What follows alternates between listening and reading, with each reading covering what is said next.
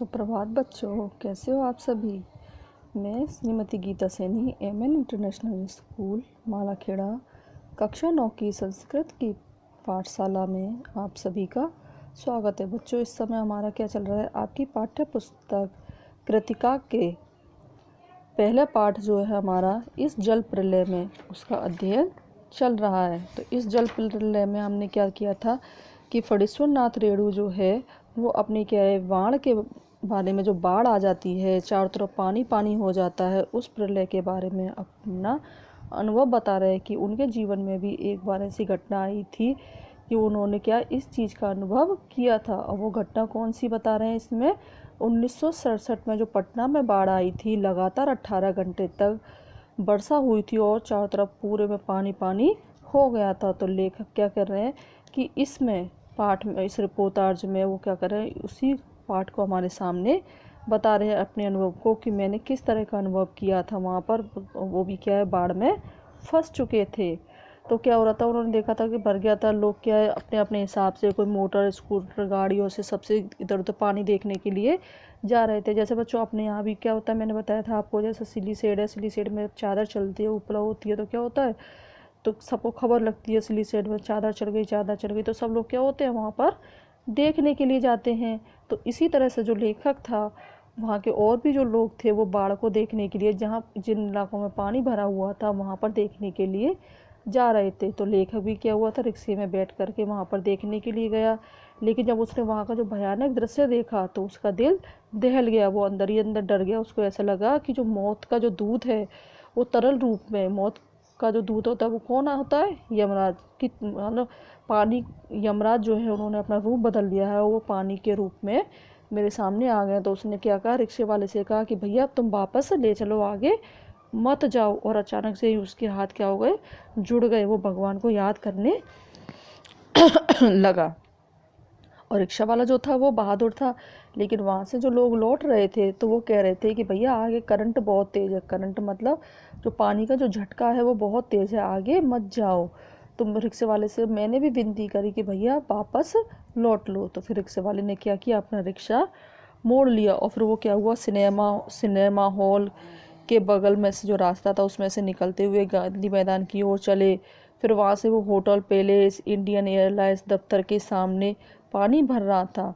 और जो पानी का जो तेज धारा थी उस पर जो लाल हरे नियन, यानी ऊपर जो बैनर लगे होते हैं, जो विज्ञापन होते हैं, जो ऐड होते हैं, उनकी जो परछाइयाँ थी वो क्या कर रही थी, पानी के अंदर सैकड़ों रंगीन सांपों की सृष्टि कर रही थी, यानी सैकड़ों सांपों की रचना कर रही थी। सृष्टि मतलब रचना। ऐसा लग रहा था कि वहाँ पर सैकड़ों रंगीन सांप पानी में तैर रहे हैं। गांधी मैदान की जो रेलिंग होती है, रेलिंग कहते हैं बच्चों, जहाँ पर क्या आगे नहीं बढ़ने के लिए वहाँ पर एक पाइप लगा दिया जाता है, तो रेलिंग जो होती है गांधी मैदान में लगी हुई थी, के सहारे हजारों लोग खड़े देख रहे थे, यानी उससे आगे वो नहीं जा सकते थे। दशहरा के दिन रामलीला के राम के रथ की प्रतीक्षा में जितने लोग रहते हैं, यानी जैसे आपने दशहरा मैदान है, दशहरा मैदान में क्या होता है, हमारे रावण का मेला होता है ना, तो वहाँ पर क्या सभी लोग देखने के लिए जाते हैं। तो वहाँ पर क्या होता है कि वहाँ पर एक रेलिंग लगा देते हैं, बैरिकेड्स जैसे लगा देते हैं कि इससे आगे आपको नहीं आना है। तो ऐसे ही वहाँ भी क्या था, गांधी मैदान था, वहाँ पर क्या होता था, वहाँ पर रावण जलाया जाता था। तो लेखक कह रहे हैं कि जितनी भीड़ वहाँ पर दशहरा मैदान में दशहरा जलता उसको देखने के लिए होती थी, इतने ही लोग वहाँ पर खड़े होकर के वो पानी देख रहे थे। दशहरे के दिन रामलीला के राम के रथ की प्रतीक्षा में जितने लोग रहते हैं उससे कम नहीं थे, उससे कम नहीं थे, मतलब जितने उस समय रहते हैं उतने ही, करीब करीब उतने ही लोग इस समय भी थे। गांधी मैदान के आनंद उत्सव, सभा, सम्मेलन और खेल कूद की सारी स्मृतियों पर, यानी अब उसको वहाँ पर पानी और लोगों की भीड़ देखकर क्या याद आ रहा था कि दशहरा मैदान में कभी क्या होता था, उत्सव का आनंद लेते थे, कभी सभाएं होती थी, कभी खेल कूद होते थे। तो जो उसकी सारी स्मृतियाँ, जो उसकी पुरानी यादें थी, वो धीरे धीरे एक गेरिक आवरण कहते हैं, गेरुए रंग का आवरण, जैसे धुंधला सा होता है ना, वो बिल्कुल एकदम साफ नहीं होता, तो ऐसा क्या होता था, एक गेरुए रंग का आवरण उसकी आंखों के आगे, गेरुए रंग का आवरण आच्छादित हो रहा था, यानी उसकी आंखों के आगे आ रहा, तो सबको ढक रहा था। फिर आगे देखते हैं अब आगे क्या हुआ। हरियाली पर शने शने पानी फिरते देखने का अनुभव सर्वथा नया था।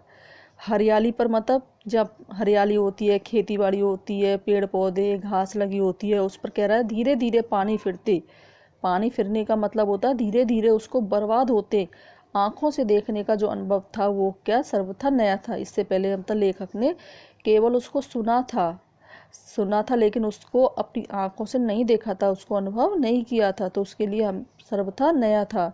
इसी बीच एक अधेड़ मुस्तंड, अधेड़ मुस्तंड कहते हैं बच्चों, जो क्या होता है जिसकी उम्र ना तो क्या होता है वो, उसकी उम्र ऐसी होती है करीब करीब 40 के आसपास, 40-45 के आसपास, ना तो क्या बच्चा होता है, ना जवान होता है, ना वो वृद्ध होता है।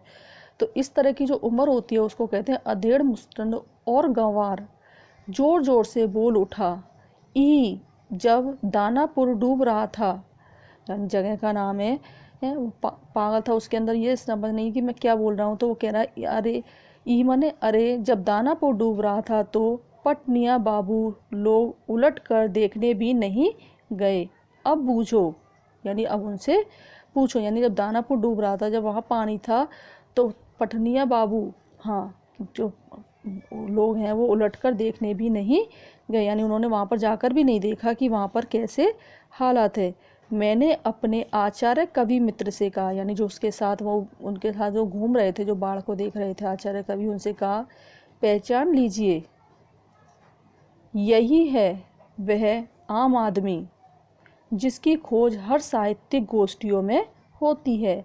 आम आदमी मतलब आम आदमी से क्या है, वहाँ के जो हालात होते हैं उसकी जो सही बात पता लगती है वो किससे लगती है, आम लोगों से पता लगती है। तो कह रहे हैं कि पहचान लीजिए, यही है वह आम आदमी जिसकी खोज हर साहित्यिक गोष्ठियों में होती रहती है।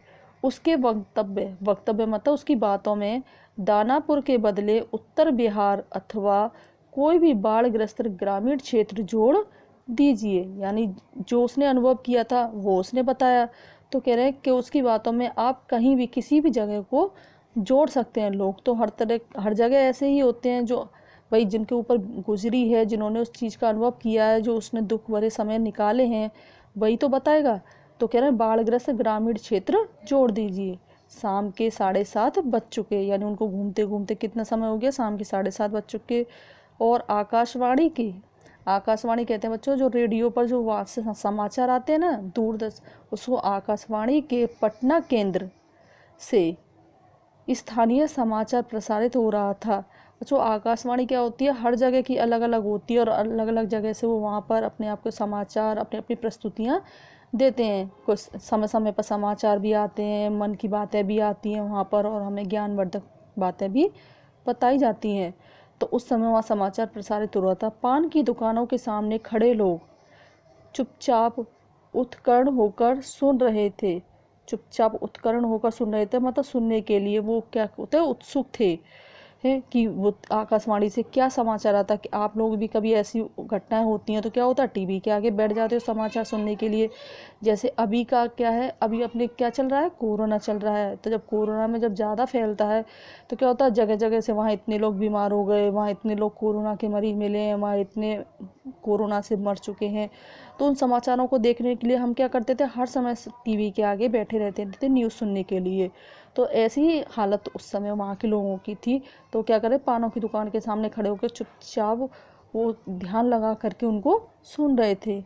पानी हमारे स्टूडियो की सीढ़ियों तक पहुँच चुका है और किसी भी क्षण स्टूडियो में प्रवेश कर सकता है। यानी पानी क्या लगातार बढ़ रहा था। समाचार दिल दहलाने वाला था। कलेजा भी धड़क उठा मतलब उनका बहुत अंदर से वो बुरी तरह से डर चुके थे। मित्र के चेहरे पर भी आतंक की कई रेखाएं उभरी। आतंक की मतलब डर की, अब पता नहीं पानी आ जाएगा, भर जाएगा, पता नहीं क्या होगा, कैसी स्थिति होगी, कुछ नहीं कहा जा सकता था। तो उसके चेहरे पर भी वो जो डर था वो दिखाई दे रहा था। किंतु हम तुरंत ही सहज हो गए, यानी नॉर्मल हो गए, सामान्य हो गए थे। यानी चेहरे पर चेष्टा करके सहजता ले आए। चेहरे पर चेष्टा करके मतलब चेहरे पर प्रयास करके उन्होंने क्या किया था कि चलो कोई नहीं, कुछ नहीं होगा, सब जो होगा वो अच्छा होगा, ऐसे अपने मन को उन्होंने समझाते हुए वो सामान्य हो गए थे। क्योंकि हमारे चारों ओर कहीं कोई परेशान नज़र नहीं आ रहा था। वो परेशान क्यों नहीं नज़र आ रहे थे? क्योंकि वहाँ पर तो क्या होता है, हर साल ऐसी ही स्थिति होती है। लेकिन लेखक के सामने क्या हुआ था, ये पहली बार हुआ था, इसलिए वो ज़्यादा डर रहा था। इससे पहले उसने कभी भी ऐसे हालात नहीं देखे थे। पानी देखकर लौटते हुए लोग आम दिनों की तरह हंस बोल रहे थे, जैसे आम दिनों में रहते हैं, जैसे बाढ़ से पहले जो नॉर्मल समय में रहते हैं, सामान्य दिनों में रहते हैं, वैसे ही वो इस समय भी थे। बल्कि आज तनिक अधिक ही उत्साहित थे। यानी मतलब जो जितने रोज प्रसन्न रहते हैं, आज ऐसा लग रहा था कि वो आज उससे भी ज़्यादा प्रसन्नचित हैं। हाँ, दुकानों में थोड़ी हड़बड़ी थी, घबराहट थी। नीचे के सामान ऊपर किए जा रहे थे। क्यों? कभी भी पानी बढ़ जाएगा, भर जाएगा तो सामान क्या हो जाएगा, ख़राब हो जाएगा। तो वो लोग थोड़े से ज़्यादा परेशान हो रहे थे। वो परेशान केवल अपने सामान के लिए थे। रिक्शा, टमटम, ट्रक और टेम्पो में सामान लादे जा रहे थे। सब अपने अपने सामान को सुरक्षित जगह पर पहुंचा रहे थे। खरीद बिक्री बंद हो चुकी थी। यानी वो क्या कर रहे थे, न तो माल कोई खरीद रहा था ना बेच रहा था। सब केवल किस में लगे हुए थे, अपने माल को सुरक्षित जगह पर पहुंचाने में। पान वालों की बिक्री अचानक बढ़ गई, क्योंकि जब वहाँ पर लोग खड़े हो रहे थे, समाचार सुन रहे थे। जब खड़े रहते हैं तो क्या करते हैं, अल्लाह भाई कोई बात नहीं, पानी खा लें। तो पान वालों की बिक्री बढ़ गई थी। आसन्न संकट से कोई प्राणी आतंकित नहीं दिख रहा था। यानी आसन्न संकट कहते हैं जो पास आया हुआ संकट होता है, यानी जो संकट पास में आ रहा था उससे कोई भी प्राणी हमें आतंकित यानी डरा हुआ दिखाई नहीं दे रहा था। पान वाले के आदमकद आईने में उतने लोगों के बीच हमारी ही सूरतें मुहर्रमी नज़र आ रही थी।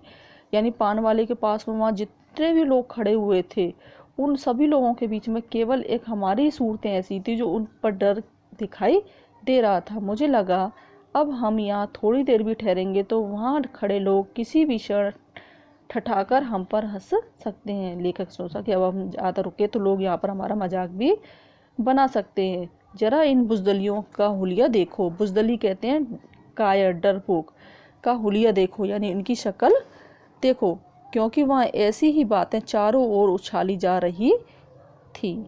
तो आज के लिए इतना ही। इससे आगे हम अपने अगले वीडियो में देखेंगे। धन्यवाद।